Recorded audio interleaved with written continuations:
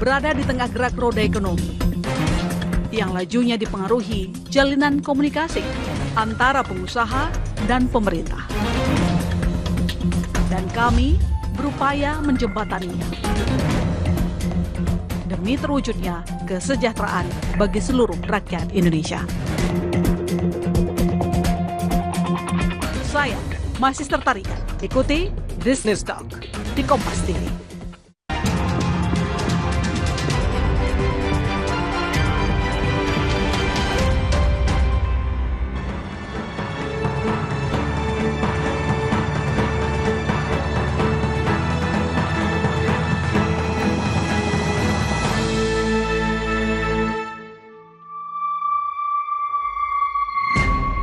Predator di ruang digital.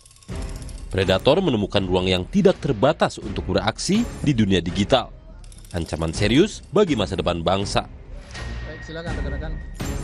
Predator menggunakan internet hingga media sosial, bahkan kelak atau barangkali sudah memanfaatkan akal imitasi atau artificial intelligence AI untuk menjerat para korban anak. Semua itu bukanlah hal yang mengejutkan. Sudah beberapa kali jaringan internasional pemangsa anak-anak dibongkar, di antaranya melibatkan pelaku dan korban dari Indonesia. Kekerasan seksual pada anak dengan korban ada yang berusia di bawah 5 tahun direkam dan videonya diedarkan via grup-grup predator banyak ditemukan di dunia maya. Korban anak biasanya dijebak, diancam, dan dimanipulasi sampai mau mengikuti pelaku. Pelaku mulai dari karyawan, pendidik, pemuka agama, mahasiswa, pejabat, sampai ibu rumah tangga. Pelaku memang tidak selalu laki-laki. Dalam beberapa kasus, perempuan dewasa bisa menjadi predator. Para pelaku bisa saja orang tak dikenal, tetapi banyak pula orang dekat, tak terkecuali orang tua sendiri. Kasus kekerasan seksual oleh keluarga inti yang baru-baru ini terungkap adalah grup fantasi sedara dan suka duka di salah satu media sosial dengan puluhan ribu anggota. Salah satu konten di grup itu diduga diunggah oleh seorang ayah dengan membagikan gambar anak balitanya. Di dunia maya, sekali mengunggah suatu konten akan sangat sulit mengendalikan penyebarannya, apalagi menghapusnya.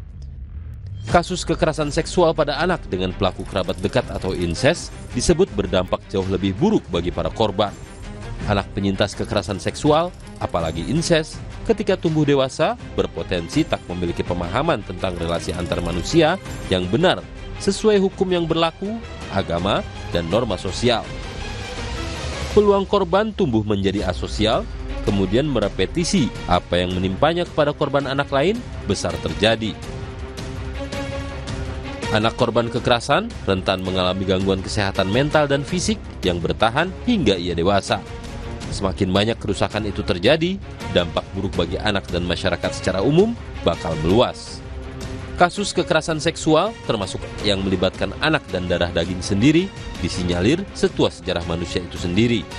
Kemajuan teknologi di satu sisi mempermudah mengungkap kasus ini dan menjadi senjata untuk memeranginya. Di ruang digital yang tanpa batas, para predator menemukan sarang gelapnya untuk berjejaring menggurita. Untuk menangkalnya, di lingkup keluarga dan di sekolah, anak butuh diajari sejak dini agar tidak menjadi korban. Orang tua, keluarga, penegak hukum, serta pemilik dan pengelola berbagai platform digital wajib melaksanakan andilnya melindungi anak. Pemerintah dengan kebijakan dan kewenangannya wajib memastikan setiap orang dewasa yang berkepentingan itu taat hukum dan norma. Jika tidak, para pemangsa akan merusak anak-anak kita, yang berarti merusak masa depan bangsa.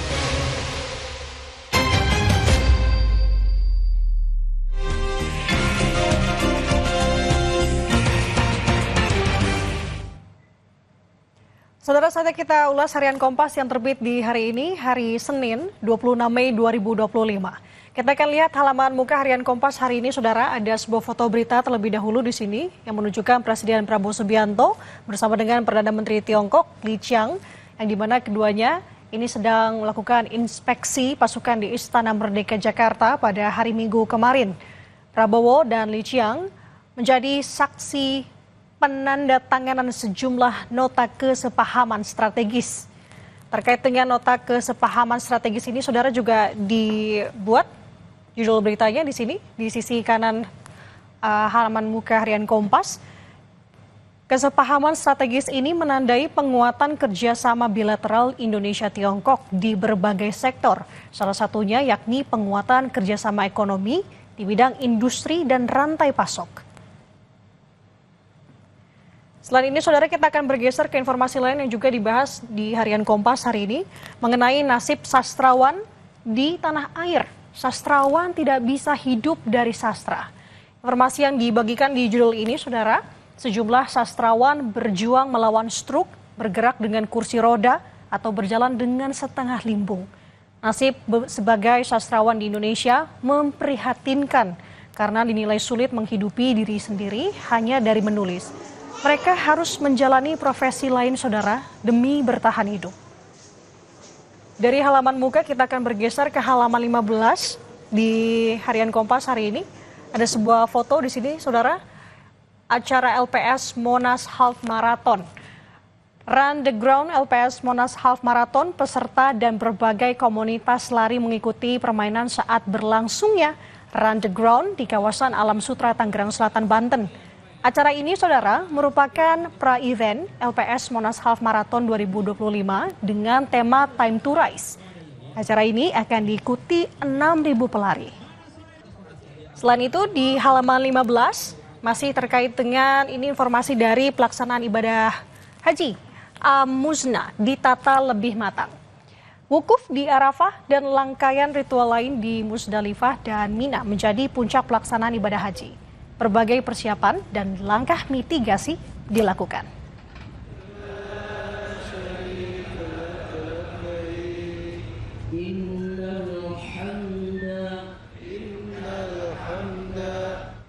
Dan saudara, untuk informasi lebih lengkapnya Anda bisa membaca Harian Kompas atau juga bisa mengaksesnya melalui kompas.id.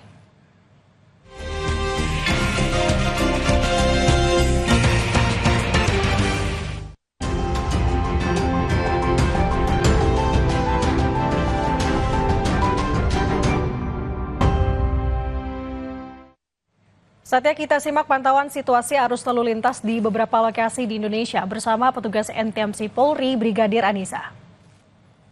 Selamat pagi, Brigadir Anissa, silakan dengan laporan Anda. Ya, baik, terima kasih Nanda dan juga selamat pagi saudara. Kembali kami dari NTMC Polri akan mengupdate kondisi arus lalu lintas terkini. Memasuki jam berangkat perkantoran, situasi arus lalu lintas sudah mulai terlihat adanya peningkatan volume kendaraan. Untuk itu langsung saja yang pertama kita pantau bagaimana kondisi arus lalu lintas, yakni di kawasan CPO Mampang, Jakarta Selatan. Situasi arus lalu lintas pada pagi hari ini, saudara, dari arah Cawang yang akan mengarah ke Gatot Subroto masih terpantau kondusif lancar. Dan untuk arus lalu lintas dari arah Cawang yang akan mengarah ke Semanggi, pada pagi hari ini terpantau sudah ada peningkatan volume kendaraan, namun arus lalu lintasnya masih terpantau ramai dan lancar, begitupun untuk arah sebaliknya. Harap bagi para pengendara untuk tetap jaga jarak aman kendaraan Anda, serta jaga kecepatan maksimal kendaraan Anda. Berikutnya kita akan beralih ke kawasan Selipi Palmerah, Jakarta Barat. Situasi arus lalu lintas dari arah Semanggi yang akan mengarah ke Grogol pada pagi hari ini terpantau ramai, namun sudah ada peningkatan volume kendaraan yang didominasi oleh kendaraan pribadi roda 4. Begitupun untuk arus lalu lintas dari arah Semanggi yang akan mengarah ke Petamburan maupun dari arah Semanggi yang akan mengarah ke Pecompongan ataupun Cawang. Kami himbau bagi para pengendara yang akan melintas di kawasan ini agar tetap berhati-hati mengingat faktor jalanan yang menurun, serta ketersendatan pada pagi hari ini di kawasan ini terjadi karena menjelang traffic light saja, namun selepasnya kendaraan dapat melaju dengan kecepatan normal.